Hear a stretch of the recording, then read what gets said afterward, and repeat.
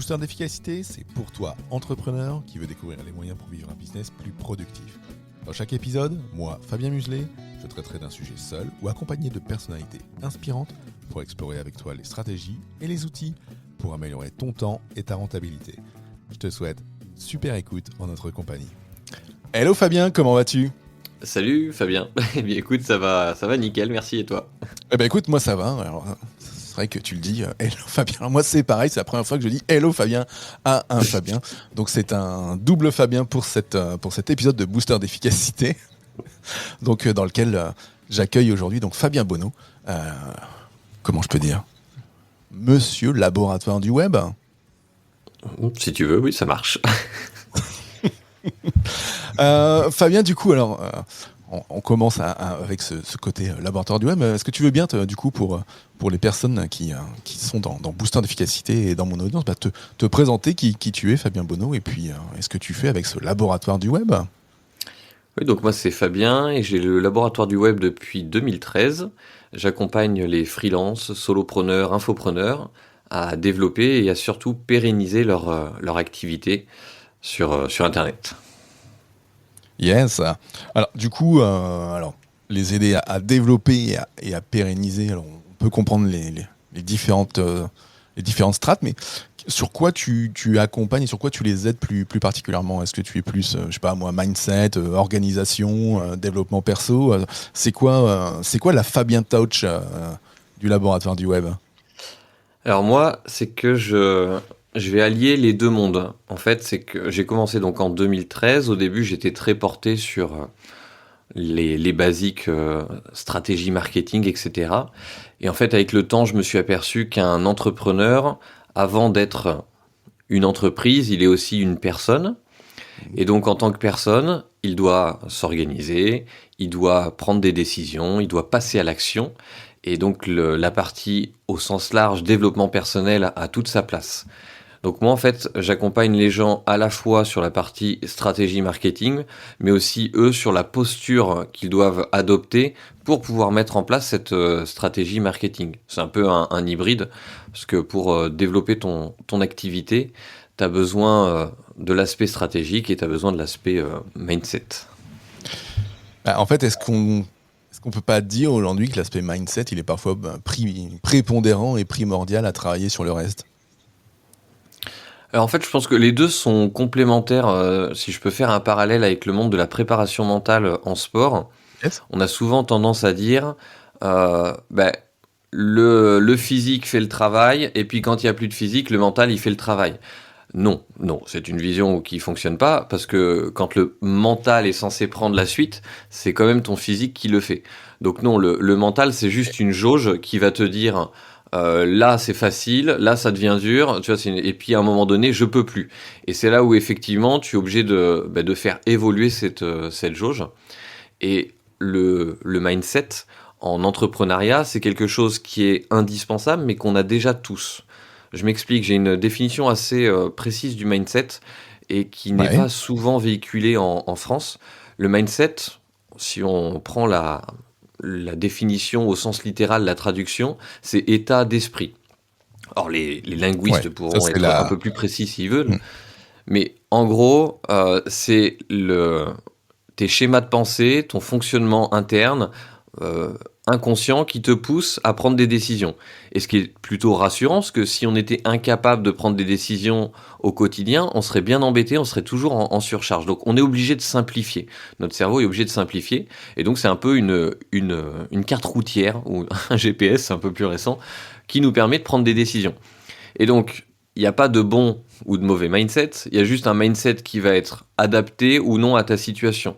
La situation la plus courante, c'est j'en ai marre du monde salariat, je veux devenir entrepreneur, et c'est là où ça coince, parce que le mindset d'un salarié n'est pas le même que celui d'un entrepreneur, et c'est pas que celui du salarié est mauvais, qu'on s'entende bien, c'est juste qu'il n'est pas adapté. Et donc tu es obligé de reconstruire... qu'il est adapté à sa situation de salarié, ouais. Exactement. Et donc, si t'es salarié, eh ben, c'est très très bien. Parce que d'ailleurs, moi, j'ai commencé à avoir un mindset d'entrepreneur. Alors, je schématise volontairement, hein, c'est pas de la dichotomie, c'est pas je suis salarié ou je suis, bon, peu importe. Mais quand j'ai commencé à avoir une approche plus entrepreneuriale et que j'étais dans le salariat, c'est là où ça commençait à poser problème. Parce que du coup, tu n'as pas t'as pas la même posture, t'as pas la même position et tu peux pas la jouer pareil. Et tu es obligé de faire évoluer cette posture, de faire évoluer ce mindset pour prendre de bonnes décisions au sein de ton entreprise. Par contre, le fond du fond, qui va être par exemple de connaître ton marché, d'apprendre à vendre, de mettre en place une stratégie, tu peux avoir le meilleur mindset au monde, le plus calibré aussi que tu veux. Si tu passes pas à l'action, si tu mets pas en place les choses, ça marche pas. Donc pour moi, c'est la même chose que le mental et le physique, c'est que tu dois avoir une stratégie, tu dois faire le travail, tu dois passer à l'action, mais derrière, il doit y avoir des fondamentaux solides pour prendre de bonnes décisions adaptées à ton activité. Oui, clairement, ouais. Mais là, en fait, c'est ce que tu dis sur le mindset. Je suis totalement d'accord avec toi et c'est ce qu'on avait échangé il y a quelques mois maintenant dans ce podcast même avec Raphaël Torel, qui est coach pour entrepreneurs et qui est pas mal dédié au mindset et qui dit la même chose que toi sur ces aspects croyances, etc. Et puis cet aspect, oui, entre guillemets, on a des programmes par rapport à nos croyances, par rapport aux situations, par rapport à nos vécus.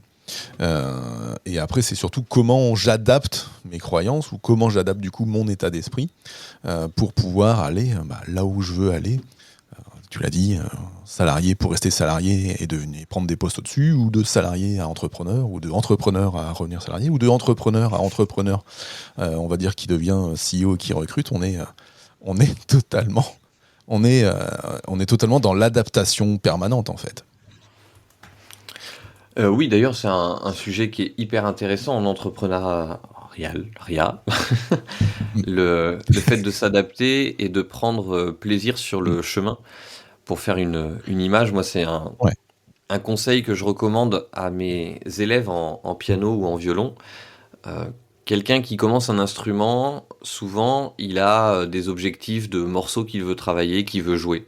Et donc, il se projette facilement dans la réalisation de ce morceau. Et au début, c'est normal, il faut bien commencer par quelque chose, il faut un objectif pour commencer à s'y mettre. Mais derrière, tu dois apprendre, et c'est pas simple, mais tu dois apprendre à prendre plaisir sur le chemin. Le chemin, quel qu'il soit agréable ou pas agréable, tu dois prendre plaisir à faire ce chemin. Alors, forcément, il y a des moments où c'est moins rigolo que d'autres, mais c'est important de prendre du recul et de te dire que c'est passager et de mettre en place des actions pour que ça change. Ouais. J'allais dire, c'est quoi ton conseil pour que tu donnes du coup alors à tes élèves en musique ou à ceux que tu peux accompagner pour qu'ils prennent du plaisir sur le chemin, même quand on peut sentir que c'est compliqué et que c'est dur et qu'il faut apprendre plein de choses avant d'être, entre guillemets, le businessman qui gagne des millions. Des, euh, des idées, il y en a, enfin des possibilités, il y en a plein. Moi, pour la musique, par exemple, c'est juste qu'il se retrouve avec un prof qui est super sympa, voilà, qui les écoute, Oh, quelle qui les chance ont-ils? comprend. Non, n'est-ce pas? Et non, mais en fait, ça paraît bête, mais le fait de se sentir écouté, compris, pas jugé, etc. En fait, ça te donne de la confiance et puis tu finis par prendre plaisir. Après, moi, je rends toujours ça de manière, pour la musique, je vais rendre ça assez ludique. Pour l'entrepreneuriat aussi, on va faire des exercices, on va en discuter, on va rassurer. Et c'est là où intervient, par exemple, l'intérêt du coaching et où pas que du coaching, quand tu fais des masterminds ou quand tu réseautes, quand tu es avec d'autres personnes, tu Ouais. t'entoures finalement d'une bonne énergie. Et cette bonne énergie, elle t'aide à continuer, à pas lâcher et finalement à apprécier le chemin parce que tu te crées un nouvel environnement qui te convient. Parce que la solitude de l'entrepreneur, beaucoup la vivent. Quand tu es en tant que salarié, tu as tes collègues, etc. Ça te plaît, ça te plaît pas, ça dépend dans quelle entreprise, mais c'est un contexte, c'est un environnement dans Ouais. lequel tu es confortable parce que tu y es habitué. L'environnement d'entrepreneur, il est différent et il demande un temps d'adaptation. Ben, le fait d'avoir un réseau, un environnement, des gens avec qui tu peux parler, discuter de ça, ça aide à favoriser finalement cet état d'esprit où tu te sens bien et où tu prends plaisir sur le chemin. Oui, oui, le réseau, enfin surtout au-delà du réseau, comme tu le dis, hein, cette partie s'entourer, elle est primordiale, ouais. Comme tu l'as dit exactement, dans le monde de l'entreprise, bah, tu as tous tes collègues, tu as collègues des autres services, de ton service. C'est quand même plus simple. Quand tu es dans ton business et que tu te lances, tu es tout seul et tu te démerdes. Et il faut avoir toutes les casquettes de l'entrepreneur, le comptable, le commercial, celui qui vend, celui qui coach, j'en passe, c'est des meilleurs. Et c'est là où ça reste compliqué. Donc, si je comprends bien, en fait, il faudrait presque même mieux s'entourer avant de démarrer, presque. Bah, disons que l'avantage du début, mais c'est comme pour tout ce que tu commences, souvent tu as la foi, tu vois, tu as envie, tu as la motivation, tu as envie de tout casser, et même tout seul. Après, chez les gens, ça dépend de la durée, mais moi, de ce que j'ai constaté, jusqu'à 2-3 ans, globalement, tu arrives à avoir la foi. Après, ça commence à être compliqué. Ceci dit, même quand tu commences, c'est intéressant de commencer à directement discuter avec d'autres personnes et à se créer ce petit réseau le temps qu'en fait ton environnement puisse changer. Alors du coup, toi qui en es à 10 ans, du coup, comment tu as encore la foi? Comment j'ai encore la foi? Très très bonne question. Et Ouais. du coup, ça rejoint ce que je viens de dire juste avant. En fait, comme tout le monde, pendant 2-3 ans, j'avais la Ouais. niaque. Euh, Elle a perduré parce que j'ai changé d'activité. En fait, en cours de route, au début, je faisais beaucoup de prestations, puis j'ai bifurqué vers tout ce qui était accompagnement, et puis avec un peu d'infoproduits. Ouais. Donc, c'est le fait de bifurquer a fait que j'ai tenu un petit peu plus longtemps. Mais il y a un moment donné, en 2019, il y a quand même eu une grosse remise en question. Et, euh, et finalement, même là, en 2022 et 2023, j'ai commencé à retrouver la foi en m'associant, en fait, au lieu de travailler tout seul, au lieu d'avoir cette vision idéaliste de... En fait, quand moi j'ai commencé, pour remettre dans le contexte, c'était l'époque des Olivier Roland, des blogueurs, tu mets ton PDF, tu as une Ouais. séquence email, tu vends Ouais. des produits en automatique, c'est tout passif, c'est hyper facile, les gens te répondent à tes emails en pensant que tu leur écris personnellement. Moi, j'étais en plein dans cette période, tu fais un lancement orchestré, les gens Ouais. ont, oh, Ok. c'est génial, etc. Euh, du coup, forcément, c'était plus facile de rêver je suis tout seul chez moi et je gagne Ouais. de l'argent tranquillement, j'en fais pas beaucoup. Le truc, c'est qu'au bout d'un moment, tu as quand même envie d'avoir du sens dans ce que tu fais, mais en même temps, tu as toujours envie de faire rentrer de l'argent. Et j'ai pris cette décision de mettre de côté l'affect, c'est-à-dire que mon entreprise, c'est une entreprise, c'est pas juste Fabien Bonneau qui fait ses petits trucs en micro-entreprise dans son coin. Ouais, euh, c'est une vraie entreprise, une vraie activité. Elle est là pour faire des bénéfices en aidant les gens. Et donc pour ça, je suis prêt à mettre de côté l'affect et à mettre de côté le c'est mon bébé, c'est mon machin. Et c'est pour ça que là, 2023, il y a pas mal de choses qui évoluent en termes de restructuration, avec des associations, des machins, des choses, enfin des projets qui se montent. Et voilà, je mets de côté l'affect, je m'entoure et ça permet en fait de donner du sens Ouais. à un sens plus profond à l'entrepreneuriat. Ouais, en fait, on pourrait presque dire c'est un cap de professionnalisation de ton business au sens où le business c'est plus toi, mais c'est une entité au-delà de toi, quoi. Non, c'est ça en fait. Ouais, c'est ça. Et puis pour utiliser une autre image, j'aime bien les images, mais quand tu regardes par exemple les investisseurs immobiliers qui tournent bien n'ont pas d'affect particulier avec leurs investissements. C'est juste des lignes dans leur portefeuille. Voilà, ils ont 1, 2, 3, 4, 5, 10, 20 apparts. Il faut en vendre un, c'est pas grave, on en vend un, on en rachète un, là il y a des trucs à Ouais. faire. Ils mettent de côté l'affect parce que l'objectif principal, c'est pas de posséder des biens. Leur objectif, c'est d'être investisseur et que ça tourne. Donc l'affect, ils le mettent de côté. Et c'est là où tu vois ceux Ouais. qui sont limités, qui se retrouvent à 1, 2, 3 apparts et qui vont pas plus loin. C'est souvent parce que il y a beaucoup d'affect. Et je précise, je me mets dans cette catégorie pour les investisseurs. Alors moi, il y a eu deux problèmes. Il y a eu le problème affect, je tiens aux appartements que j'ai achetés. Et après, il y a eu d'autres problèmes avec la Ouais. banque. Il y a des leviers à exploser qui sont pas toujours simples. Mais en tout cas, dans la vision de l'investisseur, il faut mettre de côté l'affect. Ben, ça, j'ai pas réussi encore à le faire niveau immobilier. Alors parce que la banque me bridant, j'ai pas fait ce travail-là non plus. Ouais. Euh, Par contre, au niveau entrepreneurial, j'ai fait ce switch-là. Ouais. Il y a un moment, je suis revenu sur les basiques, j'ai assumé que si je crée une entreprise, c'était pour être libre et donc c'était pour gagner de l'argent et que je pouvais et gagner de l'argent, tu vois, en parlant de croyances autour de l'argent, je pouvais et gagner de l'argent et aider les gens, il Ouais. n'y avait pas de rapport. Et donc, à partir du moment où mon objectif, il est de gagner de l'argent, que mon entreprise fonctionne, je suis au clair avec le fait que, voilà, peu importe, c'est mon bébé, pas mon bébé, je m'associe, machin, je mets des. Enfin, après, la Hmm. structuration n'a plus. Tu te sens plus bridé. Ouais, ouais. Et du coup, alors, c'est quoi cette association, si on peut en parler, et c'est quoi les projets pour le laboratoire du web à compter de 2023? Alors, il y a un projet qui est en cours où je me suis associé, c'est l'événement du grand atelier que j'organise du 11 au 14 avril. On pourra en reparler. Et après, j'ai un autre Mais bien sûr, projet, mais qui est tout après. encore plus. Alors, j'ai un autre projet aussi pour les entrepreneurs avancés, donc du coup, qui est complètement décorrélé du laboratoire du web. On est sur le dépassement de soi, donc sur des immersions sur le dépassement de soi pour aller chercher ses limites physiques et ses limites mentales.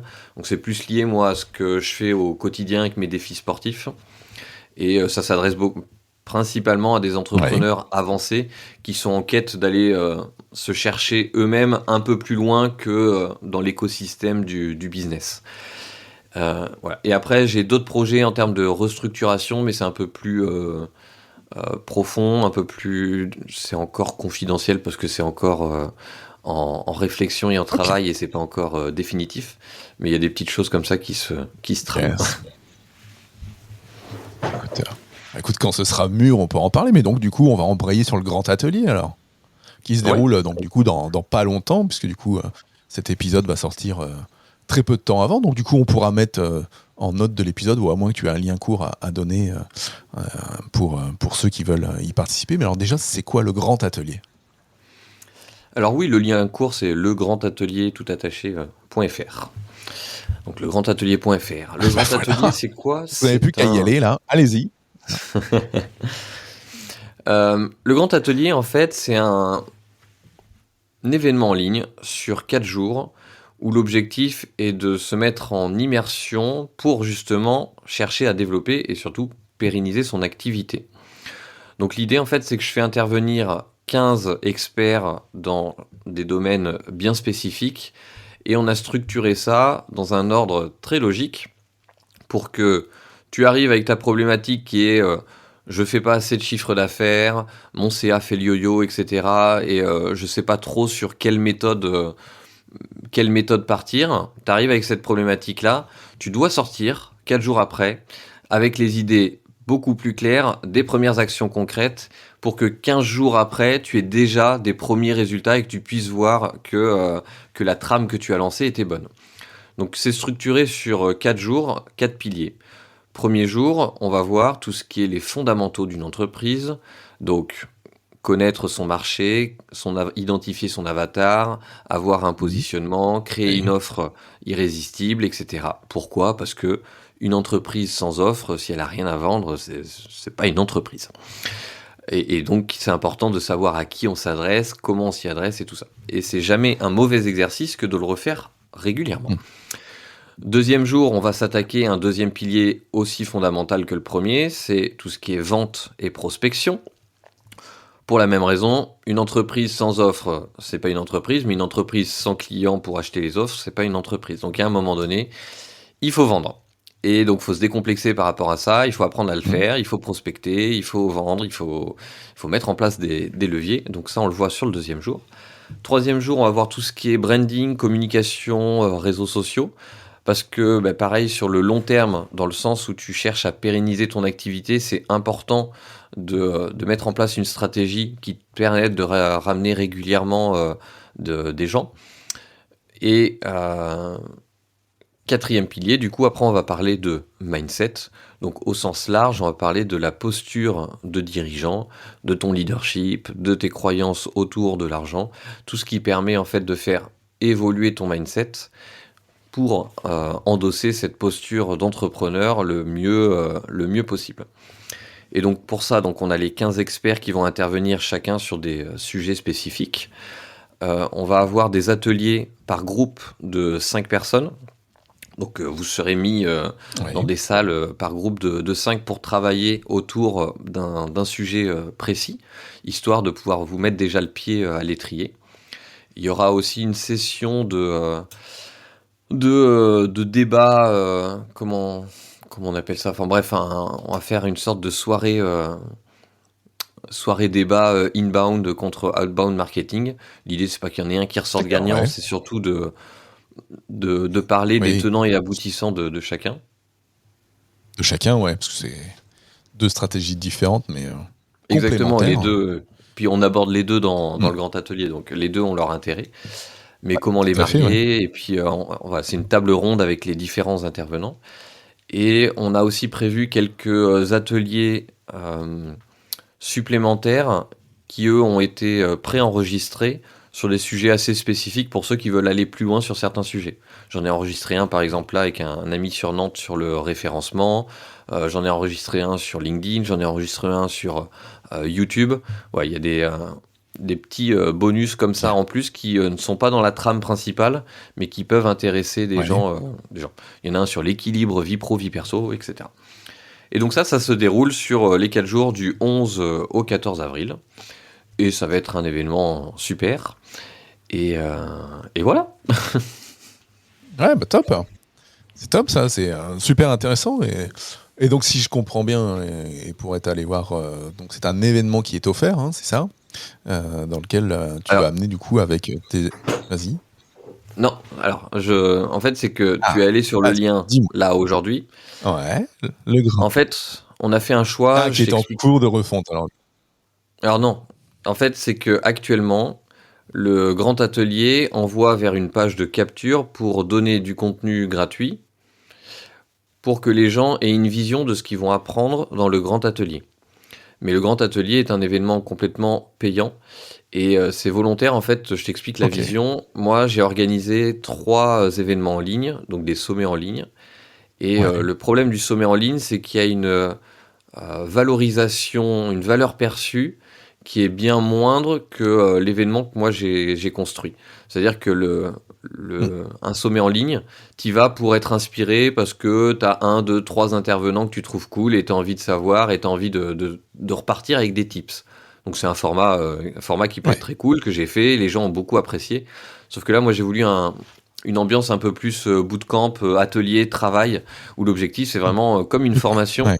mais en groupe, avec l'énergie du groupe pour avancer. Il y a toujours les experts parce que je considère que si chacun vient apporter son expertise, ça nous donne une image beaucoup plus en 3D, on va dire, que si c'était seulement moi qui intervenais.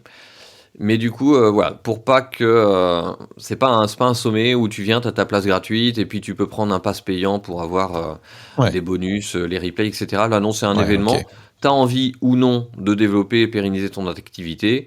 T'as envie, tu viens. T'as pas envie, tu viens pas. Mais voilà, tu payes ou tu payes pas, comme n'importe quel événement, même en Mm. physique d'ailleurs. Ouais. Tu payes ta place ou tu payes pas ta place. Et aujourd'hui, donc du coup, c'est que pour faire du nurturing, pour inciter les gens à venir à l'atelier, on a juste mis en place un écosystème gratuit où les gens peuvent profiter déjà de pas mal de Ouais. capsules Ok. vidéo Ouais. qu'ont fait Oui, dans lequel tu les vas amener de la intervenants. valeur et présenter Voilà, les choses. exactement. Et du coup, quand ça sera fini, le lien sera redirigé vers la page de présentation directement de l'atelier. D'accord, super. Oui, parce que j'allais dire, en fait, avec tout ce que tu apportes, en fait, un entrepreneur qui arrive, qui a une problématique ou qui est débutant, qui veut se lancer, avec tout ce que tu apportes, il a une vraie formation complète, un vrai atelier collaboratif sur 4 jours. Ça a une valeur qui est quand même énorme hein, dans ce que vous allez apporter, ouais. Alors oui, en fait, et si on prend déjà rien que un par un la valeur que peuvent apporter Mm. chacun des intervenants, effectivement, le prix qu'on a mis n'est pas très cher. Il reste dissuasif pour celui qui veut faire ça en dilettante, mais il n'est pas très cher. Et, Mm. euh, et oui, oui, c'est pas très cher. Et d'ailleurs, ça va être repackagé en fait en formation. Pour ceux qui s'inquiètent, qui sont pas dispo du 11 au 14 avril, qui ont peur de pas pouvoir tout suivre, qui ont des obligations et autres, ça a été construit de Ouais. manière à ce qu'après on le repackage dans un espace membre pour Oui, pouvoir chaque revoir les module. vidéos. Mm. Voilà, exactement, pour que chacun puisse en profiter. C'est vraiment une formation, hein, donc C'est juste qu'elle est intensive et on profite de l'effet du live pour un maximum de progression de la part de chaque participant. Mais en tant que tel, le format est prévu pour être consommé même en replay. Yes, ça.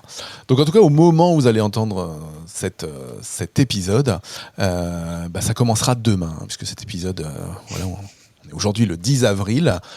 Au moment où vous allez l'entendre, on est le 10 avril. Donc ça commencera, le véritable grand atelier commencera demain. Donc si vous écoutez ça aujourd'hui ou cette semaine, vous pourrez directement aller voir cette partie. Oui, sachant que ça peut être du coup, rattrapé t'as commencé. Ouais. Yes. Du coup, tu as commencé à parler dans cette quand tu as parlé du grand atelier et un petit peu juste avant sur cet aspect casquette, tâche. Comment toi, Fabien, aujourd'hui dans ton business, tu t'organises? C'est quoi, je sais pas moi, c'est quoi ta journée type? C'est quoi ton organisation de tous les jours d'un business qui a aujourd'hui 10 ans de fonctionnement? Alors, moi j'ai une vision de l'organisation aussi assez particulière. Et pour la symboliser, j'aime bien partir de la matrice d'Eisenhower, mais que je revisite parce que je l'aime pas trop dans son état naturel. Parce que psychologiquement, elle te... Attends, vas-y, top là, parce que moi je ne supporte pas cette matrice non plus. En fait, elle te pousse à agir pas de la bonne manière. En fait... D'après Wikipédia et les différentes recherches que j'ai faites, déjà c'est une matrice qui a été construite à partir d'une phrase d'un discours et qui a été tout à fait surutilisée dans les entreprises et tout ça, et qui est très très mal comprise. En fait, moi il y a une notion qui est hyper importante, ce que je trouve mal gérée dans la matrice, c'est que en gros, on te pousse à te dire que ce qui est important et urgent, c'est ce que tu dois faire, tu dois en faire ta priorité. Le problème, c'est que dans ton business, ce qui est important et urgent, c'est souvent des tâches qui sont très productives, très limitées en termes de plaisir personnel. Ça va être le dossier à rendre pour hier, ça va être l'urgence client, il n'y a aucune notion de long terme, il n'y a aucune notion de plaisir, il n'y a aucune notion de développement de soi, d'alignement, de construction, il n'y a rien de tout ça. Du coup, moi, c'est le genre de... Dans mon fonctionnement à moi, j'ai fait en sorte de mettre en place un système pour qu'il y ait le moins possible d'urgences importantes. Pour que tout ce qui soit urgent et important soit anticipé. Au lieu de le prioriser, moi, j'anticipe. Et comment je l'anticipe? J'anticipe notamment en basant sur ce que j'appelle moi le syndrome de l'étagère vide. Le syndrome de l'étagère vide, c'est quoi? C'est que si dans ta maison tu te rajoutes une étagère, ça marche aussi avec un placard, tu vas voir que naturellement, en quelques jours, quelques semaines, elle va se remplir. Je t'invite à faire l'exercice inverse. Si tu enlèves une étagère ou un placard, tu vas voir, comme par magie, ça va se vider et tu vas trouver la place de mettre ça ailleurs. Et en fait, dans notre gestion du temps, ça fonctionne pareil. On a tendance à combler les trous. Et donc, ce qui se passe, c'est qu'on se dit, ah ben tiens, là j'ai le temps, donc je peux me rajouter cette tâche, je me rajoute cette tâche, je me rajoute cette tâche. Effectivement, sur le moment, tu les prends parce qu'elles ont l'air d'être importantes, urgentes, sauf que tu te prends au piège et tu te retrouves enfermé dans des tâches qui ne sont pas si importantes que ça, mais comme tu t'es engagé dedans, effectivement, elles deviennent urgentes et tu n'as plus le choix, et tu te retrouves enfermé avec ton étagère qui est pleine. Donc moi, qu'est-ce que je fais? J'ai tendance à être très focus sur un projet à la fois, et donc ce que je fais, c'est que mon emploi du temps est majoritairement vide. Pourquoi? Parce que je sais que les aléas, les impondérables, il y en a tout le temps. Donc en fait, je les prends en compte. Je ne remplis pas une étagère qui, je sais, à un moment donné, va avoir besoin, je vais en avoir besoin pour entreposer des choses ponctuellement. Donc moi, je priorise les tâches qui sont importantes et non urgentes parce que c'est elles qui participent à mon développement sur le long terme. Donc là, par exemple, moi, depuis le mois de décembre, il n'y a que le grand atelier. Voilà, c'est mon focus du moment. C'est le grand atelier. Je pense qu'à ça. Je vis que pour ça. Et je fais en sorte que mon emploi du temps soit géré pour ça. Et comme ça me laisse quand même de la place dans mon emploi du temps. Si j'ai le temps, eh ben, c'est cool, je peux faire du sport, je peux faire d'autres choses. Si j'ai pas de temps, eh ben, parce qu'il y a des aléas, je gère les aléas, et etc. Et donc, du coup, ça me permet d'être flexible et tout en étant productif. Et sinon, pour la journée type, hein, pour ceux qui veulent vraiment une journée type, mais l'idée n'est pas de me la recopier, euh, faut savoir que j'ai la charge de mes deux enfants, donc je les emmène à l'école le matin. Je travaille essentiellement jusqu'à 13 heures. Je mange et après l'après-midi, je vais au sport. Sauf si j'ai des urgences à faire. Notamment mes appartements, j'en ai un sur Airbnb, il faut faire le ménage, machin, donc voilà, je suis obligé de jongler avec ça. Hmm. Et à 16h30 exactement, je m'en vais pour récupérer mes enfants dont je Yes. dois me charger jusqu'à ce qu'ils dorment à peu près, donc 20h30, 21h. C'est ça, c'est ça. Et parce que à 6 et 8 ans, j'ai pas donné les âges, mais à 6 et 8 ans, je les laisse pas faire leurs devoirs tout seuls, je les laisse pas Ouais, en autonomie, je suis obligé de les gérer. Donc voilà, ça c'est mes lundis, non, ça mardis, marche jeudi, pas, ça. vendredi. Ça marche pas. Exactement. Et le mercredi, j'emmène mon grand à la musique toute la matinée et je suis à la bibliothèque avec le plus petit. L'après-midi, bah, on fait comme on peut, c'est-à-dire que j'essaye de faire des petites tâches qui vont pas être forcément très, où j'ai pas besoin d'être beaucoup focus parce qu'il y a les enfants autour de moi. Et le week-end, ben, quand c'est mon week-end, Ouais. qu'ils sont chez maman, qu'ils sont avec maman, ben moi, je fais mes petits trucs et je profite. Et sinon, ben, je fais comme pour le mercredi après-midi. Hmm. J'essaye de trouver Voilà, un tout à fait. ajustement sympa pour pouvoir et m'occuper d'eux et m'occuper de moi. Yes, ça. Bah, top, merci, merci de ce partage. Je rebondirai sur ce que tu as dit sur l'étagère vide et sur cet aspect petite tâche. Ça me rappelle une méthode alors que moi j'ai utilisée il y a quelques années quand j'étais salarié et qui avait eu de bonnes réussites pour moi, c'était la méthode GTD. J'avais dévoré le livre 4-5 fois et j'avais tout mis en place et ça m'avait bien sorti. Par contre, une fois que je suis passé côté entrepreneur, enfin dirigeant d'entreprise et entrepreneur à côté, clairement ça ne fonctionne pas. Parce que David Allen bon, préconise voilà, la fameuse règle des 2 minutes et puis l'aspect t'as plus rien à faire, tu ouvres ta liste de tâches, t'es où, t'es au bureau, bah, tu prends ta liste bureau, puis tu prends entre guillemets presque au pif dans ta liste et puis t'avances.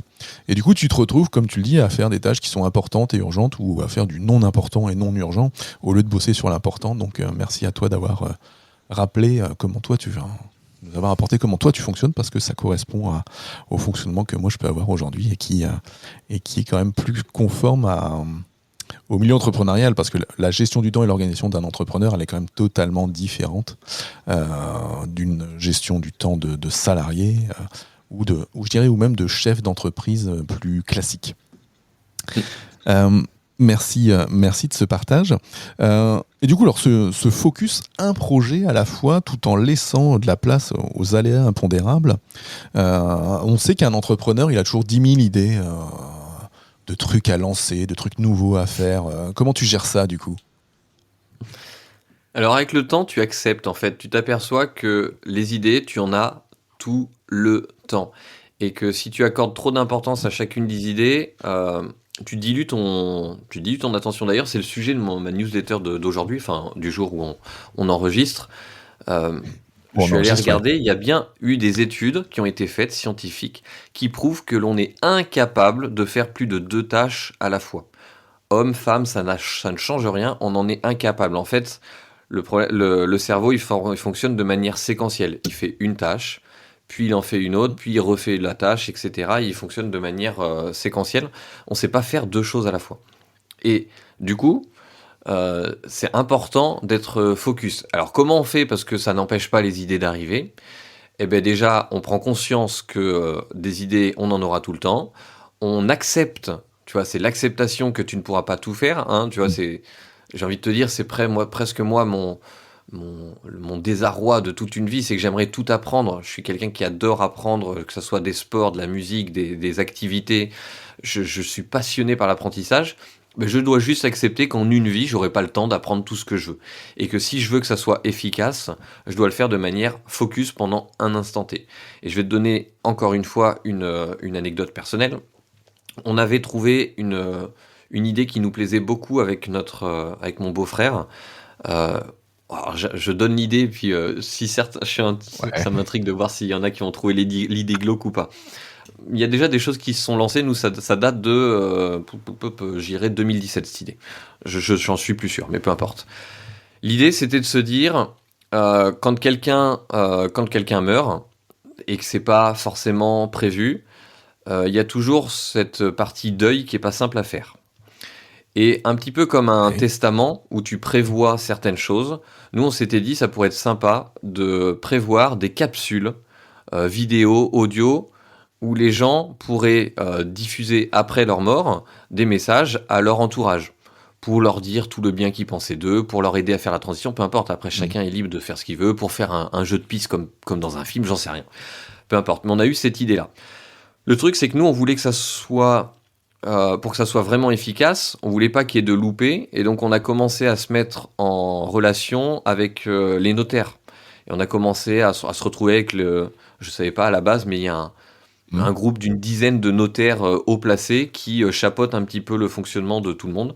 Bon bref, l'idée c'est que on voulait Ouais. être sûr que quand la personne est décédée, on puisse avoir l'information officielle avant de divulguer ce genre d'informations. Sauf qu'en fait, cette entreprise à part entière, on était vraiment en mode start-up, c'est-à-dire qu'il aurait fallu passer nos journées là-dessus. Mm. Et le truc, c'est que Ouais. mon beau-frère est entrepreneur, il a une entreprise sur Bordeaux de réparation de téléphones, d'ordinateurs et tout ça, Geek33. Voilà, une petite pub au passage. Et moi, j'avais mon Voilà. activité. Si tu nous Et écoutes. au final, on se retrouvait à s'ajouter une activité. Et en fait, il y avait Mm. une grosse frustration parce qu'on ne pouvait pas développer aussi bien qu'on le voulait ce projet. Et c'est là Ouais. où, à un moment donné, il a fallu faire un choix. Et c'est là où je ne cache pas que ceux qui sont dans la situation aujourd'hui de j'ai plein de tâches à faire, je m'en sors pas, etc., il va y avoir une transition qui n'est pas agréable. C'est qu'il va falloir faire un choix drastique de dire ça, je le mets de côté. Et donc moi, pour cette activité, on en Mm. a parlé, j'ai dit, ben, pour l'instant, on accepte, au lieu de faire semblant de travailler dessus et d'y aller petit par petit bout et puis que ça reste une charge mentale, on la met de côté, on y Ouais. reviendra plus tard quand on aura envie. Alors ok, hein, le fait de dire on y reviendra plus tard, on le sait tous, il y a forte chance que ça soit jamais. Mais peu importe, l'idée c'est que psychologiquement, sur l'instant, tu acceptes que c'est une idée que tu ne peux pas Ouais. gérer maintenant, peu importe les raisons, tu ne peux pas, tu as des priorités, tant pis, tu gères les priorités, celles qui te font aussi plaisir, pour être beaucoup plus efficace. Voilà. Oui, parce que sinon, de toute façon, merci de ce partage et de cette idée de business intéressante que je ne trouve pas foncièrement glauque, puisqu'elle a quand même une vertu. Elle a quand même une vertu pour la personne qui s'en va et puis les personnes qui restent là. Donc, je la trouve pas. Personnellement, je la trouve pas glauque. Hein. Est-ce que je l'ai bien Les gens présenté? pourront mettre en commentaire de cet épisode. Et ça s'appelait Ah, Last le Memory. discours était pas mal. Euh, les gens pourront mettre en commentaire s'ils trouvent ça glauque ou pas. Et s'ils y trouvent de l'intérêt, on verra du coup si ça permet de relancer le projet. En tout cas, ouais, c'est ça. En fait, si tu continues à faire X projets à la fois, bah, de toute façon, c'est de l'éparpillement. Et on a parlé de gérer son temps, de gérer son énergie et de gérer son attention. Si tu gères pas tout ça et si t'es pas focus sur ce qui te permettra d'avancer, bah à la fin, c'est que tu n'as plus de résultat nulle part. Et après, bah, c'est la frustration et la charge mentale, comme tu l'as si bien dit. Bah, écoute, merci à toi, Fabien, pour pour ce dernier partage. Avant qu'on se quitte, est-ce que tu souhaites nous parler de ton projet qui est plus pour l'automne de mémoire sur ce dépassement de limites physiques et mentales? Alors oui, je peux en parler rapidement. Donc l'idée, en fait, c'est de créer une sorte de cohésion de groupe avec des entrepreneurs avancés, mais d'aller les chercher, les titiller sur des aspects plutôt physiques, mentaux, hors business. L'idée, c'est un peu comme, pour symboliser, un peu les frères d'armes à l'armée. Ils vivent des choses qui sont très fortes, très intenses entre eux. Et donc forcément, derrière ça crée du lien. Et l'avantage de ce lien qui est créé, en plus d'avoir un apport personnel, d'apprendre à mieux te connaître, parce que moi, dans mes défis sportifs, c'est là où tu apprends à mieux te connaître quand tu es en situation de stress, quand tu es dans des situations désagréables, c'est là où tu arrives à reconnaître les personnes. D'ailleurs, je crois que c'est Benjamin, qui m'avait donné cette astuce quand je cherchais à m'associer. Il m'avait dit, si tu veux t'associer avec quelqu'un pour savoir si ça se passe bien, regarde comment il se comporte quand ça se passe mal, parce que du coup, tu auras son vrai comportement. Et donc, le dépassement physique, dépassement mental, il te repousse dans tes retranchements, et il a cet avantage-là de t'apprendre beaucoup de choses intérieurement. Mais en plus, si tu ajoutes l'esprit de cohésion de groupe, bah, tu te retrouves derrière avec un groupe de 8, 10, 12 personnes, c'est l'objectif, de personnes qui ont connecté de manière très forte entre elles, et donc la puissance qui peut en découler du cerveau collectif, du mastermind qui a lieu après, elle est forcément décuplée. Donc l'objectif c'est ça, donc ça a lieu du 4 au 10 septembre, et en gros l'idée c'est... le projet s'appelle Mission Aneto. Aneto, c'est le sommet le plus haut des Pyrénées, à 3400 mètres. Et en fait, il y aura un défi commun sur 3 jours où l'objectif est de se dépasser, d'aller chercher ses petites limites. C'est ouvert à n'importe qui a déjà une entreprise bien établie. Donc, c'est pas du tout le même profil que pour le grand atelier. Oui, c'est pas le même profil que pour le grand atelier, ouais. Voilà. Et puis quelqu'un qui a une condition physique minimum, mais juste condition physique, il faut pas prendre peur, c'est-à-dire que c'est prévu pour que les gens ne meurent pas, t'as pas besoin d'avoir couru des marathons, etc. L'essentiel, c'est que tu sois capable de marcher pendant quelques heures, que tu sois capable d'aller trottiner, que tu sois capable de faire des pompes, des quelques petites pompes et tout. L'idée, c'est juste d'avoir une condition physique normale, correcte, et pour après aller te dépasser. Voilà. Ok, super. Bah écoute, merci à toi pour ça. Ça a l'air bien intéressant pour ceux qui veulent aller se dépasser, tout en profitant après de l'esprit de corps et de l'esprit de groupe et de l'esprit mastermind après. Oui, parce qu'en fait, un grand merci à toi. Avec plaisir. Et c'est fait en 2 parties. Il y a une première partie où il y a le défi commun qui va être physique et tout ça. Mais après, il y a la deuxième partie de la semaine qui est beaucoup plus chill, où on sera dans le truc classique, dans une villa, avec peut-être piscine et tout ça, où là, il y aura décompression, profiter, etc. Tu vois, c'est un peu t'as l'enfer, mais après, t'as le paradis qui va avec. C'est ça. Le paradis juste derrière, avec les cocktails, les petits fours, oui, exactement, l'ambassadeur. Tout est inclus, hein, pour ceux qui voulaient savoir. C'est-à-dire que tu viens sur place et tu repars, et normalement, tu n'as rien à débourser en fait entre les deux, quoi. Yes, ça. Un grand merci, Fabien. Où est-ce qu'on peut, pour les auditeurs de cet épisode, où est-ce qu'ils peuvent te retrouver plus particulièrement, que l'on mettra également dans les notes de l'épisode? Alors le plus simple pour me retrouver, là où où j'accepterai plus facilement, c'est sur LinkedIn. Fabien Bonneau sur LinkedIn, parce qu'en fait, le problème sur Facebook, vous me trouvez très très bien aussi. Le problème, c'est que si on n'est pas déjà en relation, il y a une chance sur 2 que j'accepte pas l'invitation, ou que je l'accepte dans 3 mois, parce qu'en fait, j'en reçois tellement que si je sais pas que je connais la personne ou que le profil m'intéresse stratégiquement, je vais pas forcément l'accepter. Donc il suffit que vous ayez un profil perso avec une photo. Enfin, voilà. Alors que sur LinkedIn, normalement, quand tu fais une demande de connexion, tu peux mettre un petit message, comme ça au moins t'es sûr. Mais globalement, j'accepte plus facilement, parce que le profil, je peux aller voir à quoi ça ressemble et tout ça. Donc sur LinkedIn, c'est plus facile. Ça marche. Bah, écoute, on mettra donc le lien de ton LinkedIn en note de l'épisode. Un grand merci à toi, Fabien. Merci beaucoup pour tout ce que tu as apporté ce matin à l'auditoire de Booster d'efficacité. Alors moi, je retiens cet aspect un projet par jour. Je retiens aussi cet aspect calendrier type, alors qui est le tien, mais que chacun saura remettre à sa sauce par rapport à ses priorités personnelles et professionnelles. Et puis cet aspect, voilà, quand on a plein d'idées, plein de projets, on se les met de côté, donc on se les stocke quelque part dans une liste de projets, un jour peut-être, comme dirait David Allen. Et puis comme ça, on se décharge de tout ça. Merci pour cet épisode. Je te souhaite Merci à toi, Fabien. Bonne journée, et je vous dis à très vite. Ciao, ciao. Ciao.